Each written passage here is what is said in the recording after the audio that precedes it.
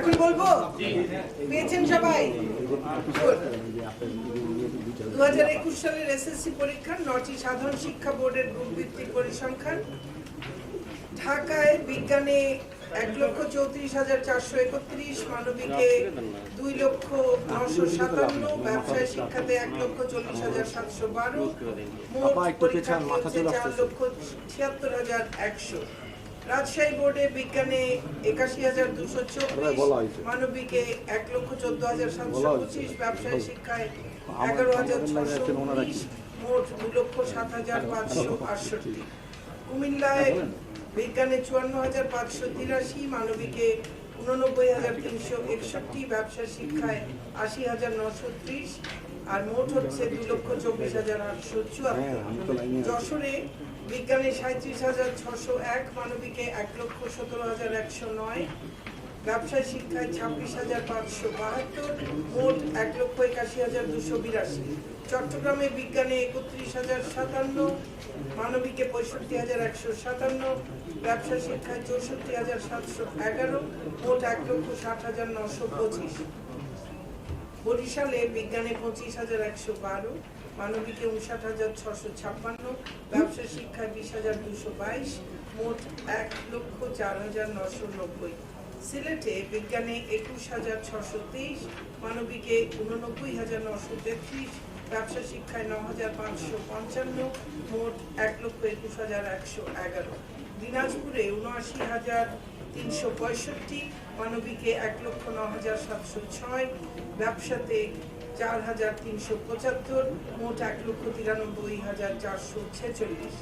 ময়মনসিংহে বিজ্ঞানে 41,835, মানবিকে 77,481, ব্যবসা শিক্ষায় 11,386, মোট 1,30,702। সর্বমোট হিসাব করলে বিজ্ঞানে 5,06,831, মানবিকে 9,24,085, ব্যবসা শিক্ষায় 3,70,082, মোট 18,998। এবং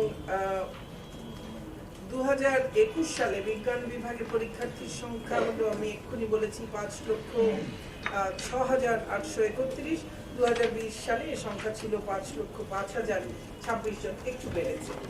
আমাদের বিদেশে কতগুলো কেন্দ্র আছে আপনারা জানেন, 9টি কেন্দ্র আছে। জেদ্দাতে 98 জন পরীক্ষার্থী, রিয়াদে 53 জন, ত্রিপলিতে 3 জন, দোহাতে 80, আবুধাবিতে 43, দুবাইতে 46, বাহরাইনে 71, সাহাম ওমানে 34, এথেন্স গ্রিসে 1 জন।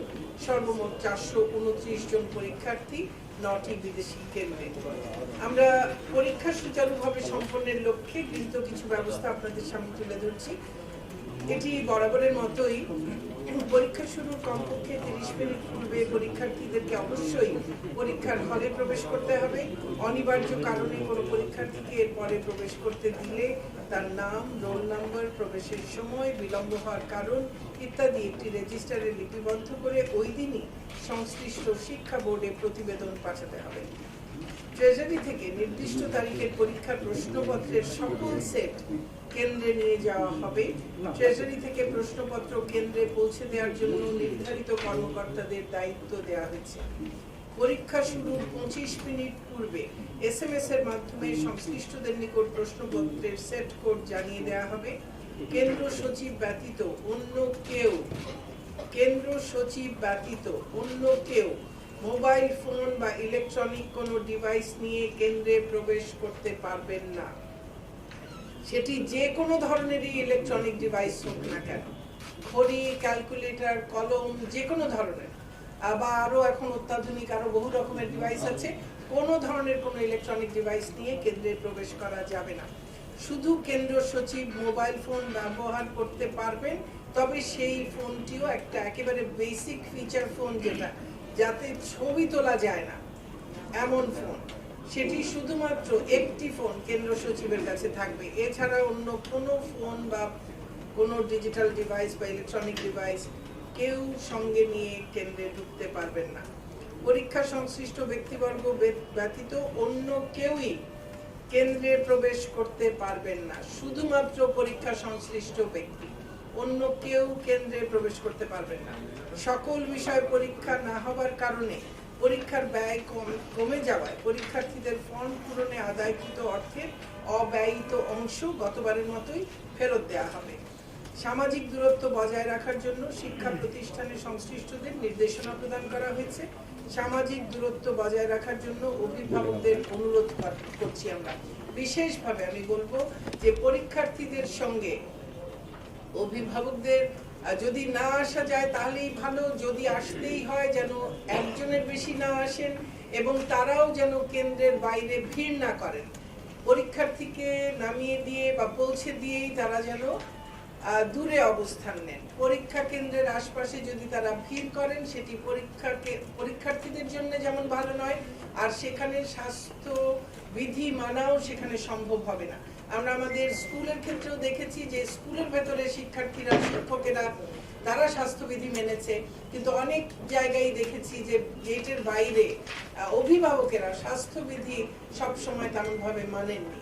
আমরা আশা করব পরীক্ষা কেন্দ্রের বাইরে অভিভাবকেরা স্বাস্থ্যবিধি মানার স্বার্থে প্রথমত না আসলে ভালো, দ্বিতীয়ত যদি আসতেই হয় তাহলে পরীক্ষার্থীকে পৌঁছে দিয়ে দূরে কোথাও অবস্থান করবেন, গেটের কাছে কোনো জটলা করবেন না বা কোনো ধরনের কোনো ভিড় করবেন না।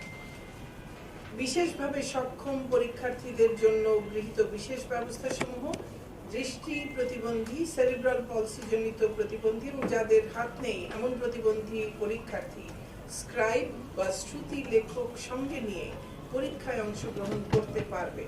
এ ধরনের পরীক্ষার্থীদের এবং শ্রবণ প্রতিবন্ধী পরীক্ষার্থীদের জন্য অতিরিক্ত 10 মিনিট সময় বৃদ্ধি করা হয়েছে। অটিস্টিক, ডাউন সিনড্রোম, সেরিব্রাল পলসি এই জাতীয় বিভিন্ন প্রতিবন্ধিতায় যারা আক্রান্ত তেমন পরীক্ষার্থীদের অতিরিক্ত 20 মিনিট সময় বৃদ্ধি সহ শিক্ষক, অভিভাবক বা সাহায্যকারীর বিশেষ সহায়তায় পরীক্ষা প্রদানের সুযোগ দেওয়া হয়েছে। পরীক্ষা সংক্রান্ত আরো কিছু তথ্য। 2021 সালের সংশোধিত ও পুনর্বিন্যাসকৃত সিলেবাসে গ্রুপ ভিত্তিক 3টি নৈর্বাচনিক বিষয়ে পরীক্ষা হবে। নিয়মিত পরীক্ষার্থীদের ক্ষেত্রে শারীরিক শিক্ষা, স্বাস্থ্য বিজ্ঞান ও খেলাধুলা এবং ক্যারিয়ার শিক্ষা বিষয়সমূহ এনসিটিবি এর নির্দেশনা অনুসারে ধারাবাহিক মূল্যায়নের মাধ্যমে প্রাপ্ত নম্বর শিক্ষা প্রতিষ্ঠানসমূহ সংশ্লিষ্ট কেন্দ্রকে সরবরাহ করবে। সংশ্লিষ্ট কেন্দ্র ব্যবহারিক পরীক্ষার নম্বরের সাথে ধারাবাহিক মূল্যায়নে প্রাপ্ত নম্বর অনলাইনে বোর্ডে প্রেরণ করবে। বৈশ্বিক মহামারী কোভিড-19 কারণে স্বাস্থ্যবিধি মেনে এ পরীক্ষা অনুষ্ঠিত হবে। পরীক্ষা শেষের 30 দিনের মধ্যে ইনশাআল্লাহ ফলাফল প্রকাশিত হবে। পরীক্ষার্থীদের মধ্যকার সামাজিক দূরত্ব বজায় রাখতে এবছর বিজ্ঞান বিভাগ, মানবিক বিভাগ, ব্যবসায় শিক্ষা বিভাগের পরীক্ষার্থীদের একই সময়ে পরীক্ষা গ্রহণ না করে ভিন্ন ভিন্ন সময়ে পরীক্ষা গ্রহণ করা হবে। পরীক্ষার সময় এবং নম্বর কমিয়ে আনা হয়েছে। সাধারণ শিক্ষা বোর্ড সমূহ তত্ত্বীয় পরীক্ষা তাদের জন্য 14 নভেম্বর শুরু হয়ে 23 নভেম্বর শেষ হবে। মাদ্রাসা শিক্ষা বোর্ডের তত্ত্বীয় পরীক্ষা 14 নভেম্বর শুরু হয়ে 21 নভেম্বর শেষ হবে। কারিগরি শিক্ষা বোর্ডের তত্ত্বীয় পরীক্ষা 14 নভেম্বর হতে শুরু হয়ে 21 নভেম্বর শেষ হবে। আসন্ন এসএসসি ও সমমান পরীক্ষা 2021 সুষ্ঠু, সুন্দর ও নকলমুক্ত পরিবেশে অনুষ্ঠানের লক্ষ্যে আগামী 8 নভেম্বর থেকে 25 নভেম্বর 2021 পর্যন্ত দেশের সকল ধরনের কোচিং সেন্টার বন্ধ থাকবে। শিক্ষা বোর্ড সমূহের পরীক্ষা নিয়ন্ত্রণ কক্ষের সাথে সংশ্লিষ্ট পরীক্ষা কেন্দ্রগুলো অনলাইনে সার্বক্ষণিকভাবে তথ্যাদি আদান প্রদান করবে। আমরা দৃঢ়ভাবে বিশ্বাস করি এসএসসি দাখিল ও এসএসসি ভোকেশনাল পরীক্ষা স্বাস্থ্যবিধি মেনে শান্তিপূর্ণ ও উৎসবমুখর পরিবেশে অনুষ্ঠিত হবে এবং ছাত্র, শিক্ষক, অভিভাবক সহ সকলের জন্য গৃহীত ব্যবস্থাসমূহ আশা করছি সন্তোষজনক হবে। সম্পূর্ণ নকলমুক্ত ও সুশৃঙ্খল পরিবেশে এবারের এসএসসি দাখিল ও এসএসসি ভোকেশনাল পরীক্ষা সফলভাবে অনুষ্ঠানে আপনাদের সবার সহযোগিতা কামনা করছি। আপনাদের সকলকে অসংখ্য ধন্যবাদ। জয় বাংলা, জয় বঙ্গবন্ধু, বাংলাদেশ চিরজীবী। আপনার একটা প্রশ্ন ছিল, সেটা হচ্ছে যে আপনারা এরই মধ্যে রেজিস্ট্রেশন করেছেন যাদের বয়স 12 থেকে 17 বছর, তো তাদেরকে টিকার আওতায় আনবেন এবং আমি যদি ভুল না করি তাহলে এই মাসের 30 তারিখ থেকে সম্পূর্ণ সেই কার্যক্রম শুরু হচ্ছে। আমরা চেষ্টা সেক্ষেত্রে করব। না, ধন্যবাদ আপনাকে। সেক্ষেত্রে এসএসসি পরীক্ষার্থী যারা, তারা আসলে অগ্রাধিকার পাবে কিনা? অবশ্যই যারা পরীক্ষার্থী তারা আমরা একেবারে স্কুল ধরে ধরে দিয়ে দেবো, তো সেখানে আমরা স্কুলদেরকেও আমরা বলবো যে পরীক্ষার্থী যারা তাদেরকেই সবার আগে যেন পাঠিয়ে দেয়। আসলে দেবে এক একটা স্কুল আমরা যেভাবে এখন পর্যন্ত পরিকল্পনা হয়েছে, যদি এর মধ্যে আবার পরিবর্তন না হয় তাহলে হয়তো বা একই দিনে এক স্কুলে প্রায় সকলেই দেওয়া হয়ে যাবে। তো সেক্ষেত্রে পরীক্ষার্থীরা এবং অন্য 12 ক্লাস যারা আছেন সবাই পেয়ে যাবে। মাননীয় শিক্ষামন্ত্রী, আমার একটা প্রশ্ন আছে, সেটি হচ্ছে আমরা দেখি যে প্রত্যেক বোর্ড পরীক্ষার আগেই সামাজিক যোগাযোগ মাধ্যমে কিছু গুজব ছড়ানো হয়।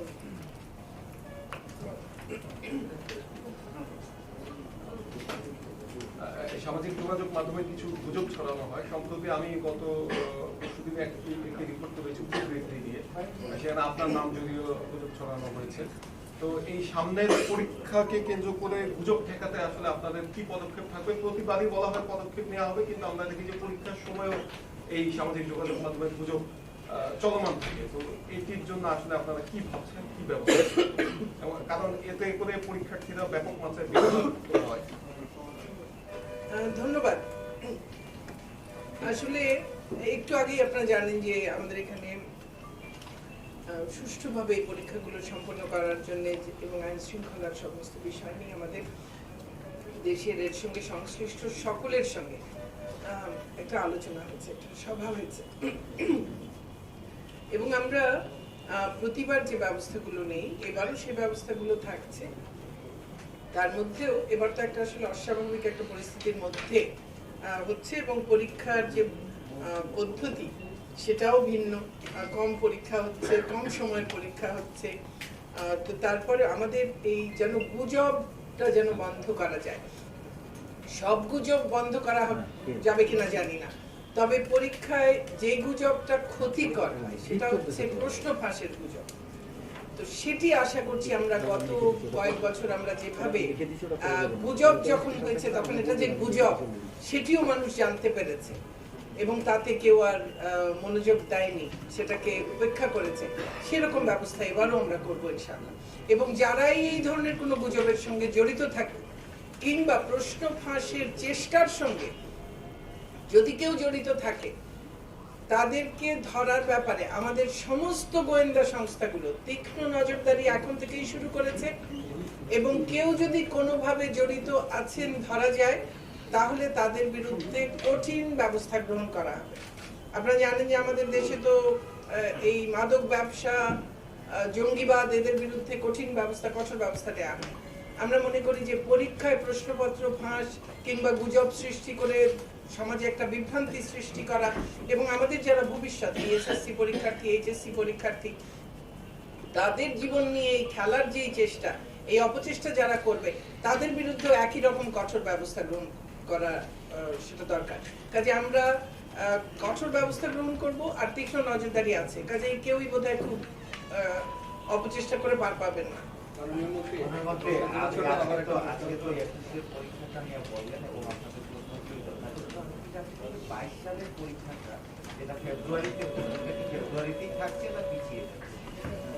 এটা আমরা তো নিশ্চয়ই পরে আবার কথা বলবো আপনাদের সঙ্গে। তবে এই পরীক্ষা শেষ হবে, এবারের এইচএসসি পরীক্ষাই শেষ হবে ডিসেম্বরের 30 তারিখে। তো সেই ক্ষেত্রে ফেব্রুয়ারি মাসের 1 তারিখে নিশ্চয়ই পরীক্ষা আবার নেওয়া সম্ভব হবে না। তো সেই ক্ষেত্রে আমাদের সেই পরীক্ষাগুলো এবং তাদেরও ক্লাস করার বিষয় রয়েছে, কাজেই তাদেরকেও আরেকটু সময় দিয়ে তারপরে হবে। কবে হবে, কিভাবে হবে, কোন সিলেবাসে হবে, এগুলো সবই আমরা জানি। পরীক্ষার সময় কমানো হয়েছে এবং বিষয়ভিত্তিক পরীক্ষা হবে, সেক্ষেত্রে কি শিক্ষার্থীদের মূল্যায়নের ক্ষেত্রে কি এটা কোনো বাধা হবে? আমার মনে হয় না, তার কারণ আমরা গতবার তো সাবজেক্ট ম্যাপিং করেও যেটা করেছি, এবং সেটার সঙ্গে আমরা কিন্তু তার আগের 3 বছরের পরীক্ষার ফলাফল আমরা মিলিয়ে দেখেছি। মনে হয় যেন এবারও একেবারে পরীক্ষা নিয়েই ফলাফল দেওয়া হয়েছে, এতটাই সামঞ্জস্যপূর্ণ ছিল। কাজে আমার মনে হয় না যে কোনো ভিন্নতা। আপনারা এবার বলছেন যে 2020 সালে আপনি কোন আমি নিউ এজে আছি, আমার নাম আচ্ছা। স্বাধীন আক্তার। আপনি আপনি বলেছেন যে 2020 সালের তুলনায় 2021 সালে মোট পরীক্ষার্থী বেড়েছে প্রায় 1,80,000-এর মতো, 79,000। তো আপনার যেটা হচ্ছে যে আপনারা তো বিভিন্ন জায়গা থেকে অনুষ্ঠান হচ্ছে, মানুষের জন্য ফাউন্ডেশন, ইউনিসেফ, এরা তো আসলে সংখ্যা ব্যক্ত করছে যে অনেক বাচ্চা ঝরে গেছে। তো সেই ক্ষেত্রে এখানে আপনারা বলছেন যে আসলে পরীক্ষার্থী বেড়েছে 2020-এর তুলনায়, তাহলে কি আমরা বলবো যে আসলে বাচ্চারা ঝরে পড়েন, মানে ওই মানে সংখ্যা আপনি এখন কি কনক্লুশন ড্র করবেন এটা আপনার উপরে, কিন্তু আমাদের তথ্য বলছে, আমাদের সংখ্যা বলছে, আমাদের গত বছর যে পরীক্ষার্থী ছিল এবছরে পরীক্ষার্থীর সংখ্যা তার চাইতে প্রায় 2 লক্ষের কাছাকাছি বেড়েছে। পরীক্ষা না হওয়ার কারণে মনে করছেন আপনি? কারণ নির্বাচনী পরীক্ষা বলে তো হতে পারে হয়তো। বাংলাদেশের টেকনিক্যাল এডুকেশন বোর্ডের একটা তথ্যের যেখানে গভর্নমেন্ট দেখা যাচ্ছে যে বোর্ড ওয়াইজ স্ট্যাটিস্টিক্সে বলা আছে মেলের ক্ষেত্রে কোনো ধরনের তথ্য এখানে ইনক্লুড করা হয়নি, আর ফিমেলের ক্ষেত্রে বলা হচ্ছে যে এখানে 1,24,228 জন, কিন্তু কারিগরি বোর্ডের এক পরিসংখ্যানে দেখা গেছে যে 1,86,983 জন পরীক্ষার্থী, তাহলে প্রায় 62,000 পরীক্ষার্থীর তথ্যের একটা গরমিল আছে। কারিগরি শিক্ষা এখানে ছেলে পরীক্ষার্থীর কোনো সংখ্যা দেওয়া নেই। কারিগরি শিক্ষা বোর্ডের 1,86,983 জন পরীক্ষার্থী মূলত, সেখানে এখানে ইনক্লুড করা হয়েছে এইটা যেই আপনি বোধহয় এইটা দেখছেন না? ওই তো, মানে আমার এখানে একটু রঙিন আছে, আপনাদের ফটোকপি সেই জন্য খুব দুঃখিত। তো আপনি বোধহয় এইটা দেখছেন, এইটা সকালবেলা যখন ওনারা করেছেন তখন এই তথ্যটা আমাদের কাছে ছিল না, কিন্তু আমাদের সেটার জন্য এটাতে নেই, কিন্তু এইগুলোর মধ্যে ইনক্লুড করা হয়েছে। এটা তো তথ্যের গরমিল হবে না, তাহলে ওই তথ্যটা পাওয়া না যাওয়াতে সেটা বেঁচে।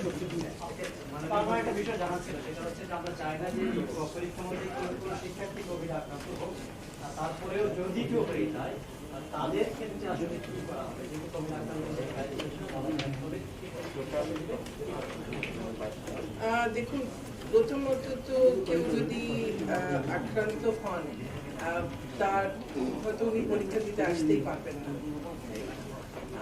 এখন তারপরে যদি কোভিড আক্রান্ত কেউ একান্তই যদি পরীক্ষা দিতে চান, সেক্ষেত্রে আমরা হয়তো সেই স্ব বোর্ড থেকে সেই সিদ্ধান্ত নিয়ে তাকে, তিনি যদি হাসপাতালে ভর্তি থাকেন, সেই হাসপাতালে একটা তত্ত্বাবধানের ব্যবস্থা করে হয়তো পরীক্ষা নেওয়ার একটা চেষ্টা করা যেতে পারে। সেটা আমরা অবস্থা যদি তখন সেরকম হয় সেই ব্যবস্থা আমরা নেব।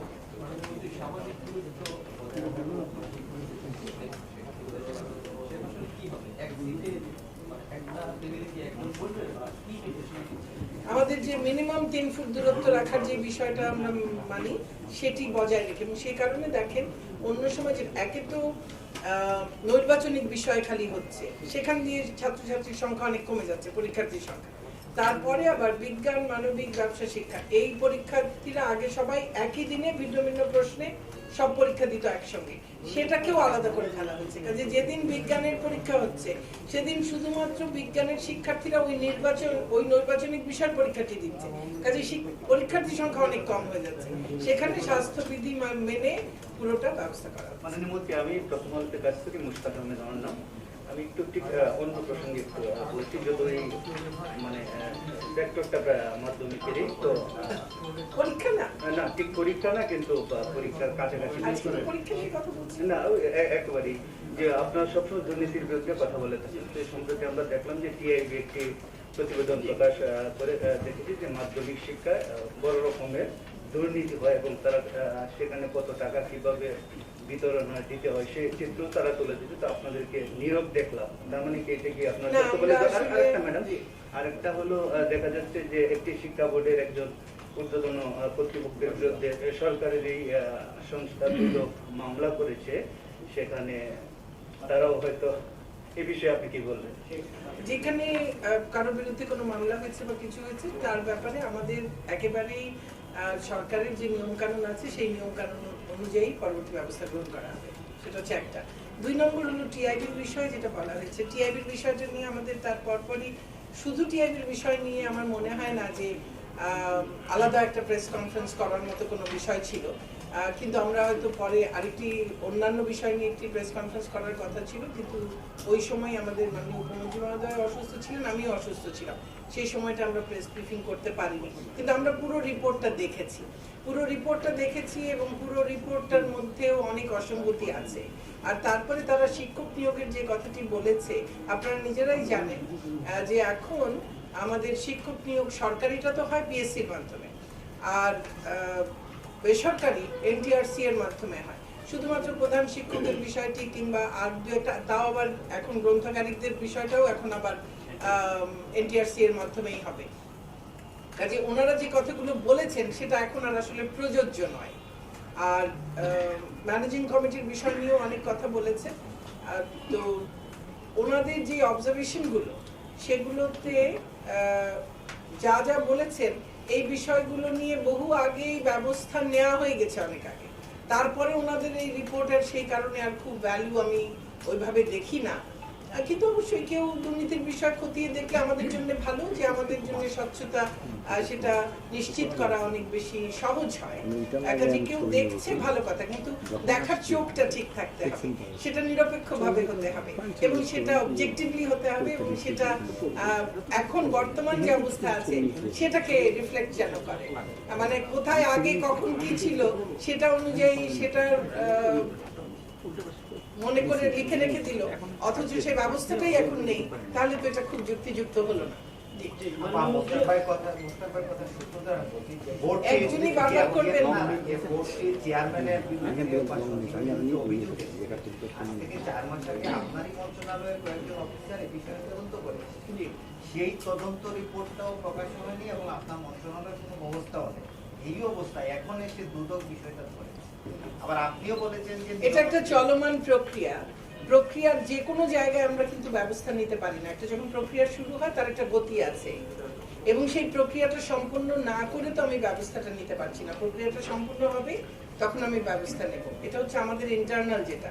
আর এক্সটার্নাল একটা প্রতিষ্ঠান যখন দেশের একটা যারা দুর্নীতি দমন করে সেই সংস্থা থেকে যখন একটা ব্যবস্থা নেওয়া হয়েছে তার পরিপ্রেক্ষিতেও কিন্তু আমার একটা রেসপন্স আছে, তাই না? তো সেইটা আমি সেই অনুযায়ী আমরা শিক্ষা মন্ত্রণালয় সেই ব্যবস্থাটা নেব। মাননীয় মন্ত্রী, আমি আখতারুজ্জামান, আমি বাংলাদেশ প্রতিদিনে কাজ করি। আমরা প্রায় বছর খানিক ধরেই শুনছি যে শিক্ষায় চূড়ান্ত হচ্ছে, কিন্তু আসলে কবে চূড়ান্ত হবে? আইনটা তৈরির একটা খুব লম্বা প্রক্রিয়া। আমাদের কাছে যা কিছু করার ছিল আমরা সেই কাজটি এই করোনার সময় এই কঠিন কাজটি সম্পন্ন করেছি। এখন এটি ক্যাবিনেটে যাবে এবং ক্যাবিনেটে যাওয়ার জন্য একটা কিন্তু লম্বা পথ আছে। সেই পথটা এখন যাচ্ছে, ক্যাবিনেটে যাবে। ক্যাবিনেট যদি পাশ করে দেয় তাহলে এটি আবার বোধহয় চূড়ান্ত ভেটিং এর জন্য হয়তো আইন মন্ত্রণালয় যেতে পারে, কিংবা ক্যাবিনেটই হয়তো কিছু অবজারভেশন দিয়ে সরাসরি এটাকে চূড়ান্ত অনুমোদন দিয়ে দিতে পারে। কোনটি হবে আমরা জানি না।